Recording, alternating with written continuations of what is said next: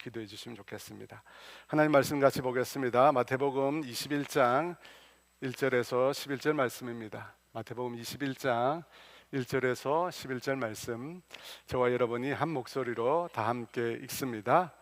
그들이 예루살렘에 가까이 가서 감난산 벳바게에 이르렀을 때에 예수께서 두 제자를 보내시며 이르시되 너희는 맞은편 마을로 가라. 그리하면 곧 메인 나귀와 나귀 새끼가 함께 있는 것을 보리니 풀어 내게로 끌고 오라. 만일 누가 무슨 말을 하거든 주가 쓰시겠다 하라. 그리하면 즉시 보내리라 하시니 이는 선지자를 통하여 하신 말씀을 이루려 하심이라. 일렀으되 시온 딸에게 이르기를 내 왕이 내게 임하나니 그는 겸손하여 나귀 곧 멍에 매는 짐승의 새끼를 탔도다 하라 하였느니라. 제자들이 가서 예수께서 명하신 나귀와 나귀 새끼를 끌고 와서 자기들의 겉옷을 그 위에 얹음에 예수께서 그 위에 타시니 무리의 대다수는 그들의 겉옷을 길에 펴고 다른 이들은 나무가지를 베어 길에 펴고 앞에서 가고 뒤에서 따르는 무리가 소리 높여 이르되 호산나 다윗의 자손이여 찬송하리로다. 주의 이름으로 오시는 이여 가장 높은 곳에서 호산나 하더라. 예수께서 예루살렘에 들어가시니 온 성이 소동하여 이르되 이는 누구냐 하거늘 무리가 이르되 갈릴리 나사렛에서 나온 선지자 예수라 하니라. 아멘. 오늘 예배를 위하여 또 헌금을 위해서 함께 기도합니다. 하나님 아버지 감사합니다. 귀한 예배의 시간 이곳으로 우리를 불러주시고 마음 다하여 하나님을 예배할 수 있는 그런 은혜를 주셔서 감사합니다. 하나님, 이 자리에 나와서 하나님을 예배하고 싶으나 여러 가지 상황과 여건 때문에 특별히 질병으로 인하여 이 자리에 나오지 못한 그런 성도들이 있습니다. 하나님 기억하여 주시고 영상으로 예배 드릴 때도 주께서 그 마음 가운데 찾아가 주시고 회복의 은총을 주님께서 더하여 주시기를 원합니다. 주님, 이 시간 우리의 마음이 온전히 주님만을 향할 수 있도록 우리의 마음을 다스려 주시옵소서. 평안을 주시고 하나님, 우리의 마음이 이 시간 예배를 통해서 새로워지는 성령님 경험할 수 있도록 은혜 베풀어 주시옵소서. 주님, 이 시간 또 주 앞에 나오면서 주께서 주신 귀한 물질 주님의 것임을 고백하며 믿음으로 물질의 경배를 주 앞에 올려드립니다. 우리 사랑하는 성도들이 귀하게 드린 그 물질을 주님께서 흠양하여 주시고 우리 사랑하는 성도들의 모든 필요를 주님 채워 주시옵소서. 주님, 우리가 이 땅에서 우리가 가진 것을 나누고 베풀고 하는 삶을 살 수 있도록 은혜 베풀어 주시옵소서. 감사하며 예수님의 이름으로 기도합니다. 아멘. 예수님께서는 공생의 기간 동안 자신이 메시아라는 사실을 공개적으로는 잘 드러내지 않으셨습니다.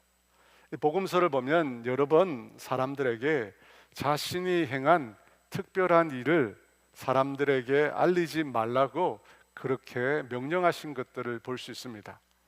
귀신이 예수님의 정체를 말하려고 할 때 잠잠하라 말씀하셨고, 병 고침을 받은 사람들에게도 아무에게도 아무것도 말하지 말라 그렇게 말씀하셨습니다. 그런데 예수님께서 마지막으로 예루살렘에 입성하실 때는 좀 달라집니다. 누가복음에서는 예수님을 따르는 제자들이 찬송하리로다. 주의 이름으로 오시는 왕이여 하늘에는 평하여 가장 높은 곳에는 영광이로다 라고 찬양을 합니다. 그 노래를 들은 바리새인들이 예수님께 선생이여 당신의 제자들을 책망하소서라고 말합니다. 예수님을 주 메시아 왕이라고 부르는 것에 대하여 제자들을 꾸짖으라고 말한 것입니다. 그때 예수님께서 무엇이라고 대답하셨을까요? 누가복음 19장 40절에 이렇게 말합니다. 함께 있습니다. 대답하여 이르시되 내가 너희에게 말하노니 만일 이 사람들이 침묵하면 돌들이 소리 지르리라 하시니라. 예수님은 제자들이 자신에 대해 말하는 것을 금하지 말라고 하십니다. 오히려 그들이 말하지 않으면 돌들이 소리 지를 것이라고 하셨습니다. 예수님의 태도가 이전과는 완전히 달라지셨습니다. 왜 그렇게 되셨을까요? 그동안은 자신을 알리지 말라고 말씀하시던 분이 왜 이제 와서는 예수님에 대해 말하는 것을 금하지 말라고 하시고 오히려 침묵하면 안 된다고 말씀하십니다. 왜 그럴까요? 이전에 금하신 것은 사람들이 예수님을 잘못 오해할까 주님이 염려하셨기 때문입니다. 그래서 자신에 대해서 말하지 말라고 하셨습니다. 하지만 이제는 때가 되었습니다. 인간의 몸을 입고 오신 성자 예수님께서 자신에게 주어진 사명인 십자가를 통한 구원을 이루실 시점이 다가왔다는 것입니다. 그래서 지금은 예수님에 대해서 올바로 알려져야 합니다. 그래야만 예수님을 따르는 제자들이 예수님이 십자가를 지시고 죽으신 그 사건이 무엇을 의미하는지 깨달을 수 있기 때문입니다. 요한복음 12장 14에서 16절에 그 내용이 이렇게 나옵니다. 함께 봅니다. 예수는 한 어린 나귀를 보고 타시니 이는 기록된 바 시온 딸아 두려워하지 말라 보라 너희 왕이 나귀 새끼를 타고 오신다 함과 같더라. 제자들이 처음에 이 일을 깨닫지 못하다가 예수께서 영광을 얻으신 후에야 이것이 예수께 대하여 기록된 것임과 사람들이 예수께 이같이 한 것임이 생각났더라. 제자들이 처음에 깨닫지 못했다고 합니다. 바로 이 이유 때문에 예수님이 자신이 누구신지 이제 명확하게 밝히시게 된 것입니다. 그렇다면 여러분, 과연 예수님은 누구실까요? 그리고 왜 그분은 이 땅에 오신 것일까요? 1절 말씀입니다. 그들이 예루살렘에 가까이 와서 감람산 벳박에 이르렀을 때 예수께서 두 제자를 보내시며, 예수님과 제자 일행이 예루살렘에서 가까운 감람산 벳박에라는 곳에 이르렀다고 합니다. 여러분, 벳박에가 어디일까요? 이 감람산 벳박에는 예루살렘으로부터 1.6km 떨어져 있습니다. 1.6km니까 그렇게 멀지 않습니다. 이 감람산과 예루살렘 사이에는 기드론 골짜기가 있습니다. 그래서 실제로 감람산에서 예루살렘을 내려다보면 이렇게 보입니다. 바로 이곳에서 예수님께서 두 명의 제자를 예루살렘 성으로 보내셨습니다. 왜 보내셨을까요? 2절과 3절입니다. 함께 봅니다. 너희는 맞은편 마을로 가라. 그리하면 곧 매인 나귀와 나귀 새끼가 함께 있는 것을 보리니 풀어 내게로 끌고 오라. 만일 누가 무슨 말을 하거든 주가 쓰시겠다 하라. 그리하면 즉시 보내리라. 예수님은 제자들을 보내시면서 예루살렘 성 내에 한 마을로 가면 매인 나귀와 나귀 새끼가 함께 있는 것을 보게 될 것이고 그것을 풀어서 자기에게로 끌고 오라고 말씀하십니다. 그러면서 만일 누가 무슨 말을 하면 주가 쓰시겠다 하면 즉시 보낼 것이라고 합니다. 여러분, 이 말씀에서, 이 사건에서 뭔가 특별한 점을 발견하셨습니까? 저 역시 이 본문을 수없이 읽으면서 특별히 이상한 점을 발견하지 못했습니다. 왜냐하면 맞은편 마을 길가에 매여 있는 그 나귀와 나귀 새끼는 그 일이 있기 전에 예수님과 나귀 주인 사이에 이미 약속된 일이라고 생각을 했기 때문입니다. 아마 여러분도 그렇게 생각하셨을 것입니다. 예수님께서 미리 그 주인에게 말씀해 두셨을 것이고 그날 누군가 와서 주가 쓰시겠다 하면 보내주라고 그렇게 우리가 생각하기 쉽습니다. 근데 여러분, 성경은 이 일이 미리 약속된 일이었는지 아니면 예수님의 초자연적인 예지로 이루어진 것인지 분명히 말하지 않습니다. 다만 이전에 예수님께서 나귀와 나귀 새끼의 주인과 만남을 가졌다면 제자들이 그것을 모를 리가 없습니다. 예수님께서 예루살렘을 3번 방문했다고 알려지는데 그때마다 제자들이 항상 예수님과 함께 있었습니다. 예수님이 나귀 주인을 만났다면 제자들도 당연히 알고 있었을 것입니다. 근데 만약 그렇지 않았다면, 약속된 것이 아니었다면 이 일은 지금 예수님께서 당신의 초자연적인 예지로 아신 것입니다. 2절 하반부가 그것을 뒷받침해 줍니다. 곧 메인 나귀와 나귀 새끼가 함께 있는 것을 보리니 풀어 내게로 끌고 오라. 예수님은 지금 제자들이 맞은편 마을로 가면 메인 나귀와 나귀 새끼를 보게 될 것이라고 말씀하고 있습니다. 그리고 제자들이 정말 예수님 말씀대로 가보니까 그곳에 말씀하신 대로 있었습니다. 지금처럼 드론이 있는 것도 아닌데, 누가 가르쳐 준 것도 아닌데, 어떻게 그곳에 나귀와 나귀 새끼가 매여 있다는 것을 알 수 있을까요? 이것은 절대 알 수 없는 것입니다. 그런데 예수님은 알고 계십니다. 시몬 베드로가 밤이 맞도록 수고했지만 한 마리의 물고기도 잡지 못했던 장면을 우리 모두는 기억할 것입니다. 그는 갈릴리 바다에서 밤새도록 그물을 던졌지만 아무것도 잡지 못했습니다. 그런데 예수님께서 깊은 데로 가서 그물을 내리라 말씀하셨습니다. 인간적으로 생각해도 또 경험으로도 납득할 수 없는 말씀이었습니다. 하지만 예수님의 말씀대로 순종했을 때 어떤 일이 일어났습니까? 너무나 많은 물고기를 잡아서 2배 가득 차고 배가 가라앉을 지경이 되었습니다. 여러분, 이걸 보면 우리 예수님은 모든 것을 이미 알고 계신 것입니다. 이미 다 알고 계십니다. 그뿐만 아니라 그분은 말씀만으로 모든 것을 가능하게 하실 수 있는 분이십니다. 예수님은 주가 쓰시겠다 하면 모든 것들을 사용할 수 있는 주권자이십니다. 여러분, 예수님은 만물의 주인이시며 절대 주권자이십니다. 그래서 그분이 말씀만 하시면 모든 것이 성취될 수밖에 없습니다. 여러분은 예수님을 믿으십니까? 여러분, 우리의 신앙은 하나님을 어떤 분으로 알고 믿느냐, 하나님을 어떤 분으로 알고 믿느냐가 우리 신앙에 굉장히 중요합니다. 우리가 하나님을 불가능을 가능으로 바꾸시는 분으로 믿는다면, 불가능한 일을 가능한 일로 바꾸실 수 있는 분이라고 우리가 믿는다면, 우리의 삶에도 불가능한 일이 가능으로 바뀔 줄 믿습니다. 로마서 4장 17절 하반절에서 아브라함이 믿었던 하나님을 이렇게 소개하고 있습니다. 함께 있습니다. 그가 믿은 바 하나님은 죽은 자를 살리시며 없는 것을 있는 것으로 부르시는 이시니라. 아브라함이 믿었던 하나님을 어떻게 소개하고 있습니까? 죽은 자를 살리시며 없는 것을 있는 것으로 부르시는 분이라고 합니다. 여러분, 그 믿음대로 사라의 죽은 몸과 같은 상태에서 생명이 탄생하게 된 것입니다. 그렇게 된 것은 아브라함이 하나님을 죽은 자를 살리시며 없는 것을 있는 것으로 무에서 유를 창조하시는 분으로 그가 믿었기 때문입니다. 그러므로 저와 여러분도 그 주님을 믿기를 원합니다. 여러분, 우리가 믿는 주님은 만물의 주인이십니다.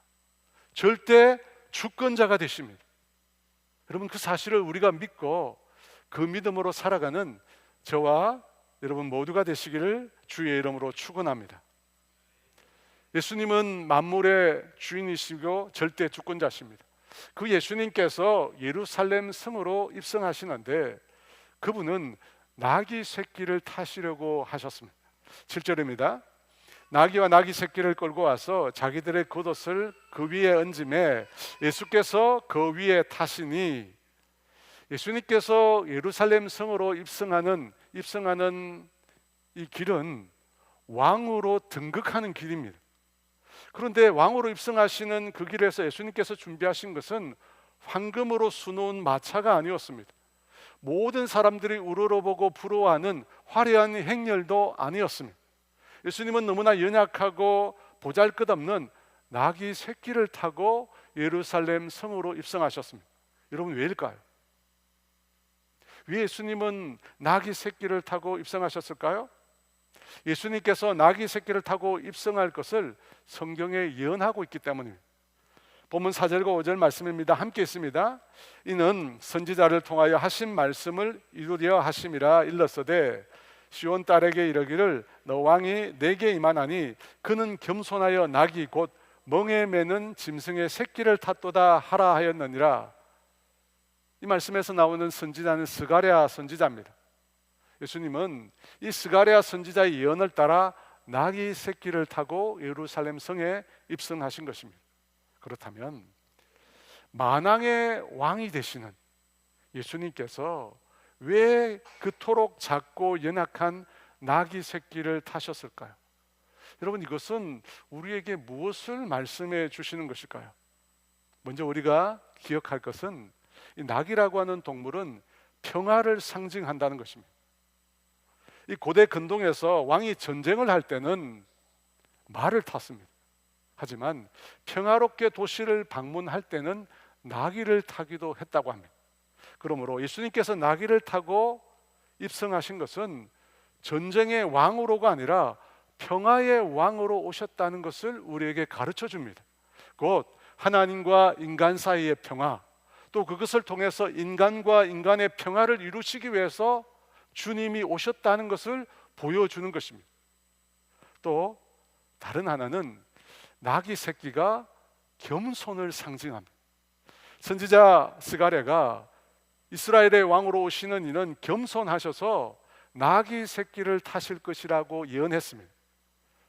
왕이 장성한 나귀도 아니고 나귀 새끼를 탄다는 것은 여러분 그 장면을 떠올려 보면 세상적인 눈으로는 참 어울리지 않는 모습입니다. 만왕의 왕이신데 너무나 작고 연약한 나귀 새끼를 타고 온다는 거예요. 그럼에도 예수님께서 나귀 새끼를 타신 이유는 그분이 그토록 겸손한 분이시기 때문이라고 합니다. 여러분, 그렇다면 여기서 말하는 겸손은 무엇일까요? 성경에서 말하는 겸손은 하나님 앞에서 자신을 낮추고 다른 사람들을 섬기는 태도를 가르쳐 겸손이라고 합니다. 예수님은 모든 권세를 가지신 분이시지만 그 권세를 자기를 위하여 사용하지 않으셨습니다. 단 한 번도 자신을 위하여 그 권세를 사용하지 않으셨습니다. 만왕의 왕이심에도 불구하고 예수님은 오히려 가장 낮고 천한 자로 자신을 낮추셨습니다. 여러분, 왜 그렇게 하셨습니까? 왜 자신을 그렇게 낮추시고 초라한 모습으로 오셨습니까? 그 이유는 우리 인생을 구원하시기 위해서입니다. 모든 인생을 구원하시기 위해서 인생 중에도 가장 낮고 천한 모습으로 우리 가운데 오신 것입니다. 여러분, 이것이 인간의 생각으로, 인간의 이성으로 이해할 수 없는 복음의 진리입니다. 하나님께서 자신을 낮추어 성육신을 하셨다는 이 진리는 여러분 세상의 그 어떤 종교에도 나오지 않습니다. 여러분, 불교, 힌두교, 이슬람교, 이 땅에 있는 모든 종교에서는 신이란 존재는 결단코 인간이 될 수 없다고 말합니다. 그런데 예수님은 만왕의 왕이시며 절대 주권자이심에도 자신을 낮추어 가장 낮고 가장 낮은 자리에 우리 가운데 오셨습니다. 왜? 세상을 구원하시기 위해서. 영원히 멸망받을 수밖에 없는 인생들을 구원하시기 위해서 죄인들의 자리에까지 내려오신 것입니다. 여러분, 이것이 성육신의 은혜이며 십자가의 은혜입니다.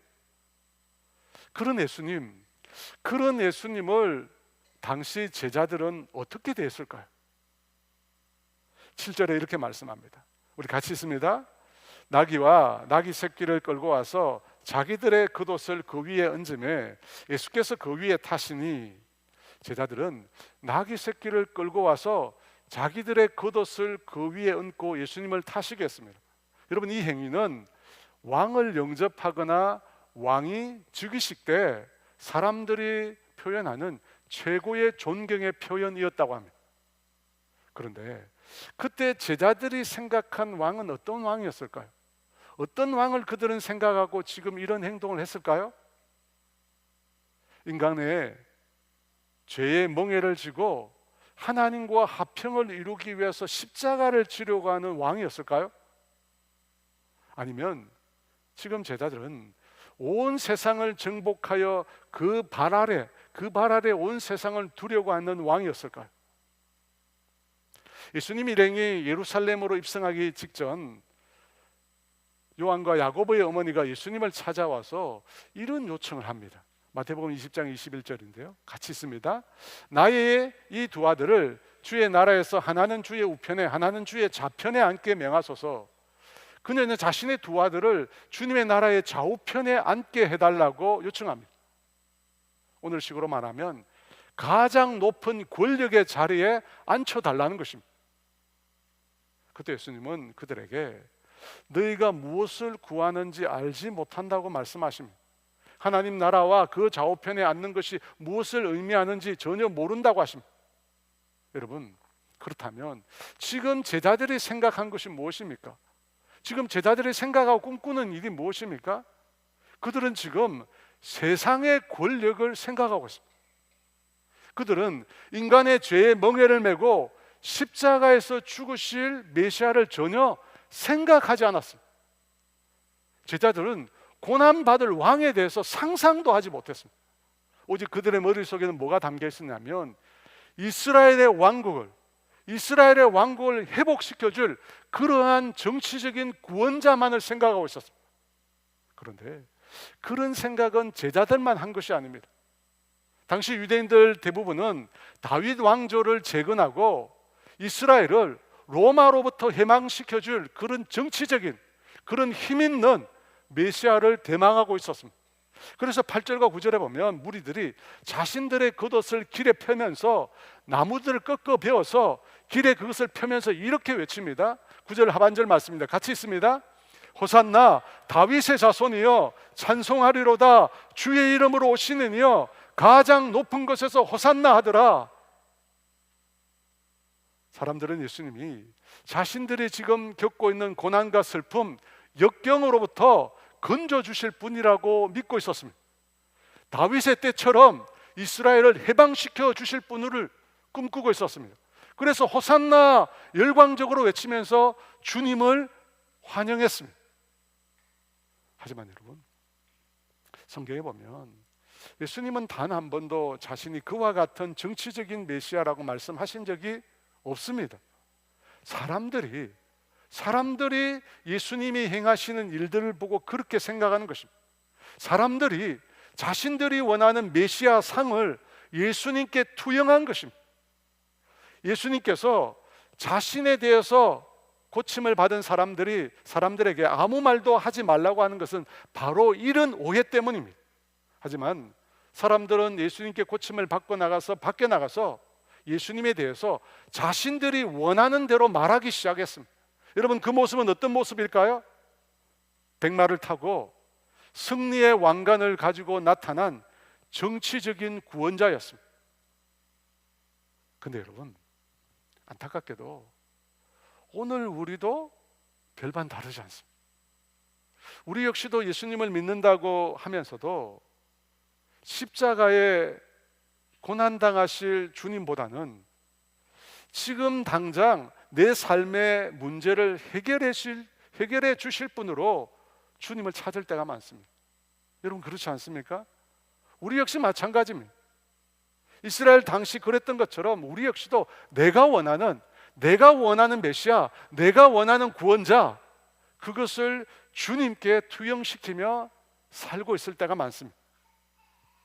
오늘 이 나귀 새끼를 타고 예루살렘 성으로 들어오시는 예수님의 모습은 당대 포로 로마에 있는 이 포로 로마노의 개선문을 통과하는 이 로마의 개선 장군과는 너무나 대조적인 모습입니다. 같은 왕인데 너무 달라요. 여러분, 로마의 개선식은 아무나 할 수 있는 게 아닙니다.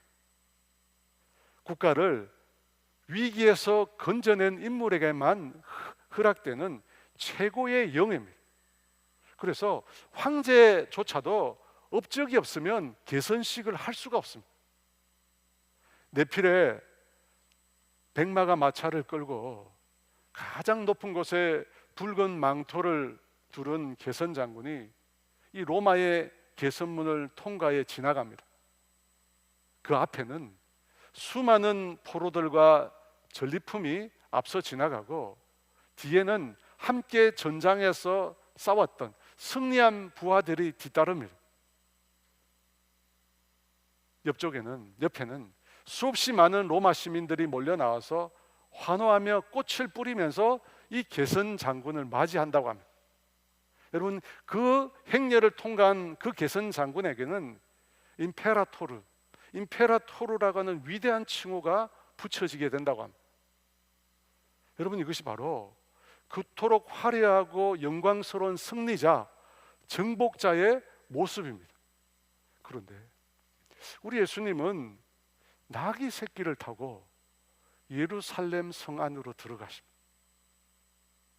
그러면서 예수님은 세상의 왕들처럼 섬김을 받으러 온 것이 아니라고 말씀하십니다.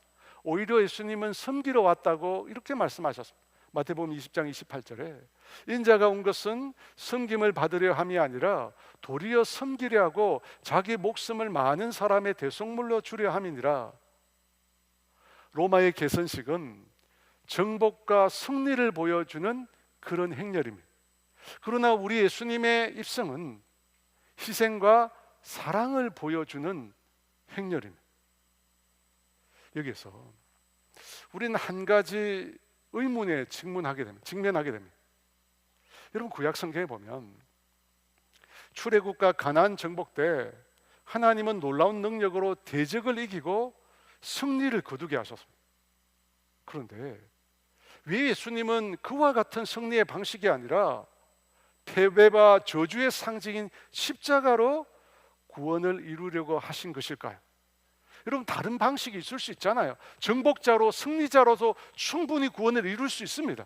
근데 왜 굳이 자신을 희생하는 십자가의 길을 예수님은 택하셨을까요? 여러분, 구약의 전쟁은 하나님이 죄와 악을 심판하고 자기 백성을 구원하는 구원 사건의 모형입니다. 그러니까 구약의 승리는 궁극적인 승리가 아닙니다. 여러분, 구약의 승리는 참된 승리가 아닙니다. 여러분, 구약의 승리는 예수 그리스도의 승리를 예표해 주는 그림자에 불과합니다. 왜냐하면 우리 인류의 진짜 문제는 이집트나 바벨론이나 로마와 같은 눈에 보이는 외적인 원수가 아니기 때문입니다. 여러분, 인류의 진짜 문제는 뭡니까? 죄입니다. 여러분, 인생의 대적은 죄와 사망이며 그것을 통해서 권세를 부리는 마귀의 세력입니다. 그들이 우리의 진짜 대적이며 우리의 진짜 원수입니다. 그러므로 여러분, 참된 구원은 인간의 힘으로, 인간의 권력으로, 인간의 폭력으로 이루어지는 것이 아닙니다. 참된 구원은 죄와 사망의 권세를 깨뜨려야 하는 것입니다. 그리고 그것은 십자가의 죽음을 통해서만 이루어질 수 있는 일입니다. 히브리서 2장 14절에 이렇게 말합니다. 같이 있습니다. 죽음을 통하여 죽음의 세력을 잡은 자 곧 마귀를 멸하시며. 여러분, 이 세상 정복자는 힘과 권력과 폭력을 통해 승리를 얻습니다. 하지만 하나님의 나라는 다릅니다. 하나님의 나라는 달라요. 하나님의 십자가를 통해서 완전히 새로운 승리의 방식을 보여주셨습니다. 칼 대신 사랑으로, 폭력 대신 희생으로, 죽임 대신 자기를 죽음으로 승리를 얻게 하신 것입니다. 예수님께서 십자가에 달려 죽으셨을 때 제자들은 그것을 패배라고 생각했습니다. 사탄도 자신이 승리했다고 생각했습니다. 하지만 사흘 후에 예수님은 다시 살아나셨습니다. 그러므로 여러분, 십자가는 결코 패배가 아닙니다. 십자가는 결코 실패가 아닙니다. 십자가는 하나님의 완전한 승리입니다. 그렇다면 오늘 우리는 이 세상의 승리자, 이 세상의 정복자의 방식이 아니라 예수님의 방식을 따라 어떻게 살아갈 수 있을까요? 여러분, 우리는 이 세상의 승리자가 걷는, 이 세상의 정복자가 걸어가는 그 길로 걸어가서는 안 됩니다. 우리는 예수님을 믿고 예수님을 따르는 자입니다. 그렇다면 예수님이 걸어가신 방식을 우리가 따라야 합니다. 여러분, 그 방식은 무엇입니까? 어떻게 하는 것이 예수님의 방식을 따르는 것일까요? 사랑하는 여러분, 승리자의 관점에서 교회를 보면 무엇이 보일까요? 이 세상의 승리자의 방식으로 교회를 보면 무엇이 보일까요? 크고 화려한 건물, 넘쳐나는 많은 교인의 숫자, 넉넉한 재정, 그리고 눈에 띄는 영향력, 여러분 이것이 보이지 않을까요? 세상은 그것을 성공이라고 말합니다. 안타깝게도 많은 교인들도 그걸 성공이라고 말합니다. 제자들도 그걸 보았습니다. 마가복음 13장 1절과 2절 함께 있습니다. 예수께서 성전에서 나가실 때 제자 중 하나가 이르되 선생님이여 보소서 이 돌들이 어떠하며 이 건물들이 어떠하니까. 예수께서 이르시되 너가 이 큰 건물을 보느냐? 돌 하나도 돌 위에 남지 않고 다 무너뜨려지리라 하시니라. 제자들은 성전의 크기를 보았습니다. 수십 년간에 걸쳐서 지어진 그 성전의 규모와 그 화려함에 경탄을 맞이하지 않았습니다. 그런 제자들에게 예수님은 그 성전이 돌 하나도 돌 위에 남지 않고 다 무너질 것이라고 말씀하셨습니다. 여러분 왜 이런 독서를 하셨을까요? 여러분 크면 다 좋은 거 아닙니까? 왜 예수님은 성전을 향하여 그와 같은 저주를 말씀하셨습니까? 왜냐하면 하나님의 나라는 규모로 외형적인 크기로 세워지는 나라가 아니기 때문입니다. 사랑하는 여러분, 기독교는 세상의 승리의 방식, 세상의 성공의 논리를 따르는 종교가 아닙니다. 교회가 세상의 논리, 세상의 성공, 세상의 승리의 논리를 따르기 시작할 때 교회는 심하게 부패했습니다. 심하게 부패했어요. 역사가 그것을 증명하고 있습니다. 그러므로 사랑하는 여러분, 규모와 숫자에 마음을 두지 마십시오. 화려함에, 큰 것에 여러분 마음을 두지 마십시오. 목회자들은 예배를 드릴 때 주로 맨 뒤에 앉는 경우가 많습니다. 그렇게 하는 이유가 있습니다. 예배 중에 문제가 생겼을 때 예배 드리는 성도들에게 방해되지 않고 그 문제를 해결해야 할 때가 있습니다. 또 많은 교회에서는 그날 예배에 몇 명이 왔는지 세어서 보고를 해야 되니까 목회자들 맨 뒤에 많이들 앉습니다. 저도 이곳에서 예배를 처음 드렸을 때 맨 뒤에 앉아서 예배를 드렸습니다. 그때는 제가 설교를 안 했으니까 예배를 드리는데 저도 모르게 버릇처럼 성도들의 숫자를 세고 있는 거예요. 오늘 몇 명이나 왔나. 그래서 사람들이 많이 온 날은 기분이 좋았습니다. 근데 그렇지 못한 날은 마음이 우울해졌습니다. 그러던 어느 날 숫자를 세고 있는데 불현듯 이런 마음의 음성이 저에게 들려왔습니다. 넌 이곳에 아무도 없으면 나를 예배하지 않을 거니. 그 말에 깜짝 놀랐습니다. 예배에 마음을 집중하는 것이 아니라 숫자에 집중하고 있는 저를 성령님께서 꾸짖으시는 것 같았습니다. 이곳에 아무도 없어도, 화려한 스포트라이트가 보이지 않아도, 좋은 음향이 없어도, 사람들이 많이 모이지 않아도 이곳에서 넌 나를 예배할 수 있니? 그때부터 저는 예배할 때 맨 뒤에 앉지 않기로 했습니다. 예배에 참여한 성도들의 숫자보다 하나님을 예배하는 일에 제 마음을 온전히 다 드리기 위해서입니다. 사랑하는 여러분, 큰 건물이나 많은 숫자에 주님의 마음이 있지 않습니다. 주님은 정말 마음을 다하여 당신을 예배하는 그 사람에게 마음이 있습니다. 그러므로 사람이 많고 적음에 마음을 두지 마십시오. 여러분 규모에 여러분의 마음을 두지 마십시오. 숫자에 마음을 두지 마십시오.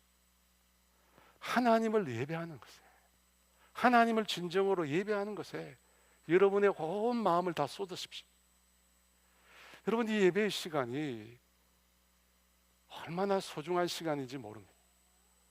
어떤 사람에게는 이 한 시간이 너무나 사모되는 시간이고 너무나 오고 싶은 시간이고, 그런데 여기에 오고 싶어도 올 수 없는 사람들이 있어요. 조금만 젊었을 때 주님께로 돌아올 걸 마음은 있었는데 오지 못한 것이 너무 후회된다고 말하는 분들이 있습니다.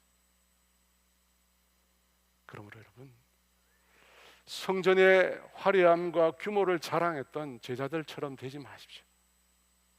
하나님을 온전히 예배하는 것에 여러분의 마음을 두십시오. 여러분, 목회자들이 목회의 성공이나 교회를 크게 만드는 일에 그 마음을 빼앗기기가 너무 쉽습니다. 그래서 그런 말이 있잖아요. 대한민국에는 대형교회와 대형교회 되기를 원하는 교회밖에 없다고. 여러분, 규모와 숫자는 인간의 논리입니다. 주님은 전혀 다른 길을 우리에게 보여주셨습니다. 그분은 나귀 새끼를 타고 예루살렘에 들어가셨습니다. 나귀 새끼를 타고 겸손과 섬김의 모습으로 우리 가운데 오셨습니다. 그리고 십자가를 지셨습니다. 여러분, 이것은 이 세상의 기준으로 보면 너무나 우스워 보이는 것입니다. 승리자와 정복자의 관념에서 보면 너무나 하찮고 비참해 보이는 것입니다.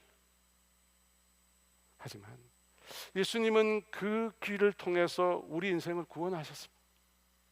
에베소서 2장 8절과 9절은 우리의 구원에 대해서 이렇게 말씀하십니다. 함께 했습니다. 너희는 그 은혜에 의하여 믿음으로 말미암아 구원을 받았으니 이것은 너희에게서 난 것이 아니요 하나님의 선물이라. 행위에서 난 것이 아니니 이는 누구든지 자랑하지 못하게 함이라. 여러분, 성경은 우리의 구원이 철저히 하나님의 은혜이며 하나님의 선물이라고 말씀합니다. 우리의 행위로는 결단코 구원에 이를 수 없다고 합니다. 그렇게 하신 이유를 뭐라고 말합니까? 누구든지 자랑하지 못하게 함이라. 누구든지 자랑하지 못하게 함이라. 여러분, 주님은 우리가 이 세상에서 승리자, 정복자로 살기를 원치 않으십니다. 왜냐하면 그런 삶은 우리 스스로를 자랑하게 만들기 때문입니다. 우리 스스로를 교만하게 만들기 때문입니다. 그래서 사도 바울은 이런 고백을 했습니다. 고린도후서 12장 9절과 10절 말씀 함께 했습니다. 나에게 이르시기를 내 은혜가 내게 족하도다. 이는 내 능력이 약한 데서 온전하여 침이라 하신지라. 그러므로 도리어 크게 기뻐함으로 나의 여러 약한 것들에 대하여 자랑하리니 이는 그리스도의 능력이 내게 머물게 하려 함이라. 그러므로 내가 그리스도를 위하여 약한 것들과 능력과 궁핍과 박해와 곤고를 기뻐하노니 이는 내가 약한 그때에 강함이라. 사도 바울은 무엇을 자랑한다고 합니까? 무엇을 기뻐한다고 말합니까? 자신의 약한 것을 자랑한다고 합니다. 그리스도를 위하여 약한 것들과 능력과 궁핍과 박해와 곤고를 기뻐한다고 합니다. 여러분, 어떻게 그런 것을 자랑할 수 있습니까? 그런 게 자랑거리가 됩니까? 어떻게 그런 것을 기뻐할 수 있습니까? 어떻게 그것이 기쁨의 요소가 됩니까? 왜냐하면 나의 약함은 그리스도를 자랑하게 만들기 때문입니다. 나의 약함 가운데 그리스도의 은혜가 풍성히 드러나기 때문입니다.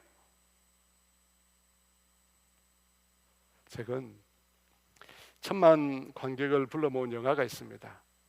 왕사남 왕남이라고도 하는데요, 왕가 사는 남자입니다.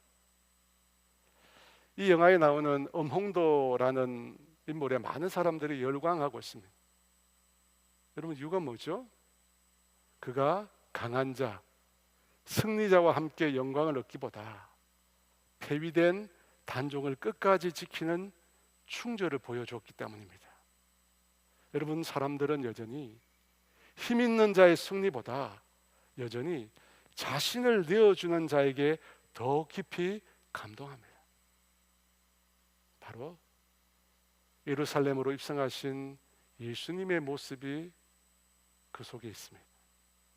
예수님은 흰 백마를 타고 정복자의 모습으로 예루살렘에 들어오신 것이 아닙니다. 세상의 관점에서 보면 너무나 처량하고 보잘것없는 나귀 새끼를 타고 예루살렘으로 입성하셨습니다.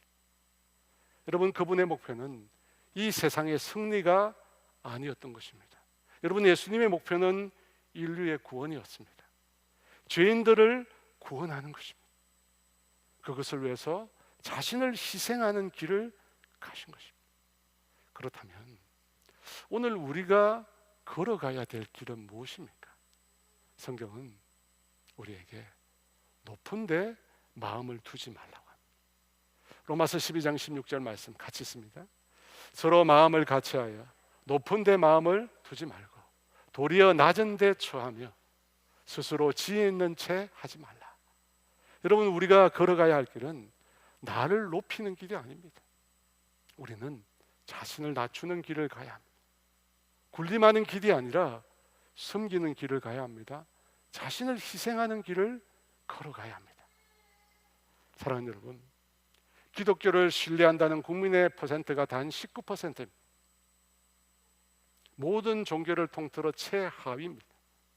그 이유는 교회가 이기적이라고 합니다.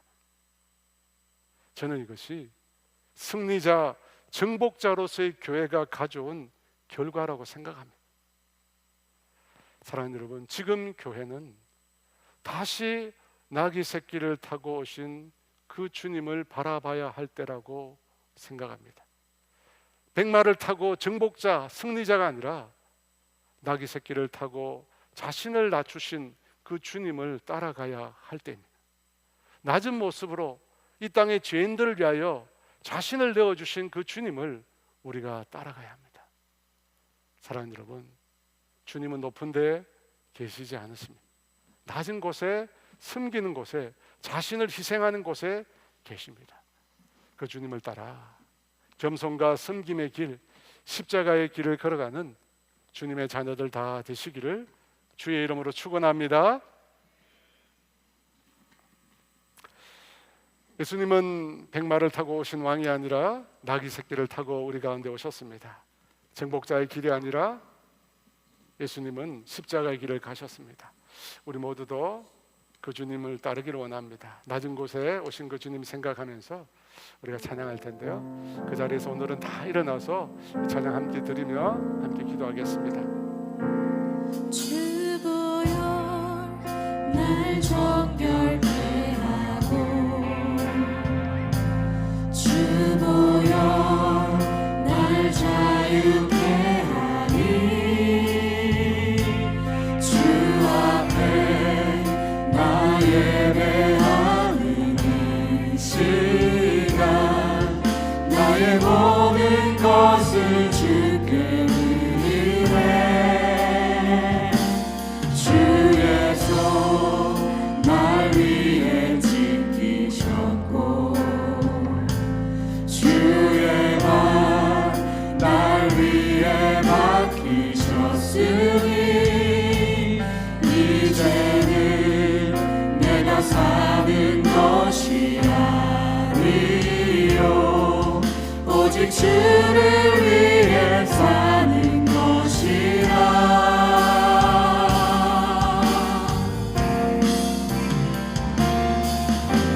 주의 손에 나의 손을 포개고, 또 주의 발에 나의 발을 포개어, 나 주와 함께 죽고 또 주와 함께 살리라. 영원토록 주 위에 살리라. 주의 손에 나의 손을 포개고, 또 주의 발에 나의 발을 포개어, 나 주와 함께 죽고 또 주와 함께 살리라. 영원토록 주 위에 살리라. 주 위에 살리라.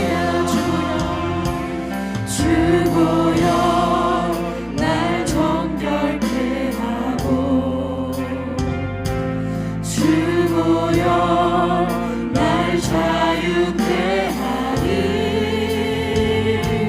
주 앞에 나 예배하는 이 시간, 나의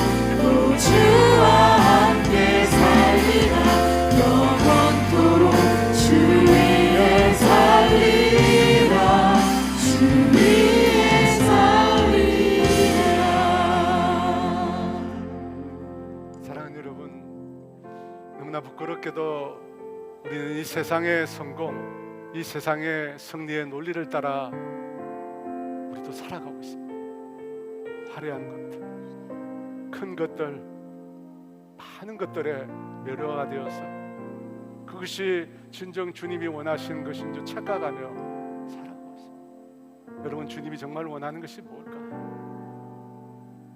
한 영혼을 위하여 평생 엎드려 눈물 뿌려 기도하는 그 사람을 주님 원하십니다. 여러분, 그런 게 아니에요. 정말 주님을 향한 그 마음, 낮은 마음, 겸손한 마음, 섬김의 마음, 예수님이 걸어가셨던 그 길 따라 걸어가는 마음, 주님이 그걸 원하세요. 여러분, 우리가 바뀌어야 돼요. 우리의 생각이 바뀌어야 돼요. 우리의 사고가 바뀌어야 돼요. 그러지 않고는 한국교회가 회복되지 않습니다. 여전히 세상의 논리를 따라 성공을 평가하면 여러분, 한국교회의 희망은 없습니다. 여러분, 세상이 우리에게 가르쳐주고 있잖아요. 교회가 어떻게 해야 되는지 가르쳐주고 있습니다. 여러분, 낮은 길로 가셔야 돼요. 좁은 길로 가셔야 되고 섬김의 자리로 내려가고 나귀 새끼를 타며 쩔뚝거리며 예루살렘에 입성하시는 그 만왕의 왕이신 그리스도를 생각해요. 여러분, 이 시간 기도합시다. 하나님, 내 안에 있는 잘못된 이 성공, 승리의 방식들을 깨뜨려 주시고 주님이 정말 원하는 게 뭔지, 주님이 정말로 기뻐하는 게 뭔지 나귀 새끼를 타신 그 예수님을 통해 보게 해달라고 우리 주 예수 같이 기도합니다. 주여